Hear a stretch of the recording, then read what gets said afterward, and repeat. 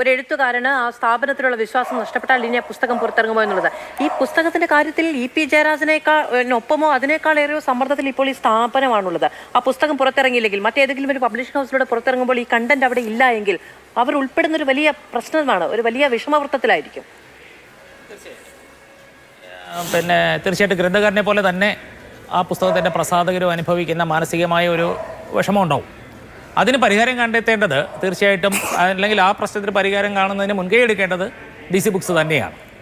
ആ പ്രശ്നത്തിന് പരിഹാരം എത്രയും പെട്ടെന്ന് കാണുക എന്നുള്ളതാണ്. എന്താണ് അതിൻ്റെ അകത്തെ പ്രശ്നം, അത് ഗ്രന്ഥകർത്താവുമായിട്ട് സംസാരിക്കുക, അല്ലെങ്കിൽ എങ്ങനെയാണ് ഇപ്പോൾ പോലീസിലും നിയമപരമായി വക്കീൽ നോട്ടീസും ഒക്കെ അയച്ചിരിക്കുന്ന ഒരു സാഹചര്യത്തിൽ എന്താണ് സ്വീകരിക്കേണ്ടത്, എന്ത് നടപടിയാണ് സ്വീകരിക്കേണ്ടത്, ഇനി മുന്നോട്ട് എങ്ങനെ പോകാൻ പറ്റും തുടങ്ങിയ കാര്യങ്ങളെ സംബന്ധിച്ച് DC ഒരു തീരുമാനം എടുക്കും എന്ന് തന്നെയാണ് എൻ്റെ ഒരു വിശ്വാസം. ഇപ്പൊ നോക്കുക, നമ്മൾ ഏതെങ്കിലും ഒരു ഫിക്ഷൻ എഴുതുന്നു, ചെറുകഥ എഴുതുന്നു, നോവൽ എഴുതുന്നു, കവിത എഴുതുന്നു, അതുപോലെയല്ല ആത്മകഥ എന്ന് പറയുന്നത്. പ്രത്യേകിച്ചും രാഷ്ട്രീയ പ്രാധാന്യമുള്ള സൃഷ്ടി.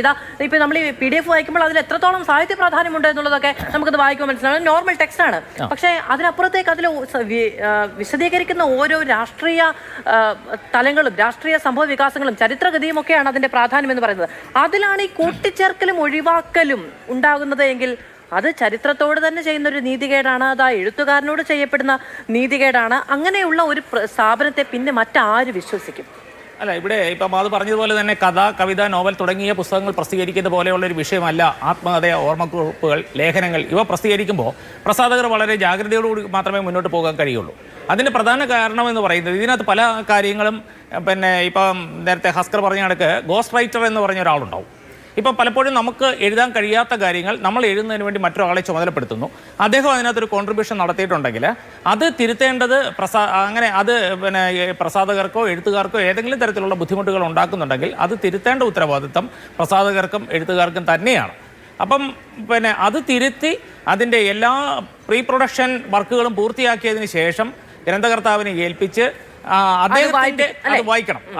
അത് വായിച്ചു, നിങ്ങൾ ഇത് പ്രിന്റ് ചെയ്തോ പബ്ലിഷ് ചെയ്തോ എന്ന് പറയാനുള്ള ഒരു അവസരം ഗ്രന്ഥകർത്താവിന് നൽകണം. അത് ഏതൊരു പ്രസാധകന്റെയും പ്രാഥമികമായ ചുമതലയാണ്, കർത്തവ്യമാണ്. ഇതൊന്നും ഉണ്ടായിട്ടില്ല എന്നല്ല ഇതിൽ നിന്ന് വ്യക്തമാകുന്നത്. അപ്പൊ എന്തുകൊണ്ട് അത് ഉണ്ടായിട്ടില്ല എന്നുള്ളത് നമ്മൾ പരിശോധിക്കേണ്ടിയിരിക്കുന്നു.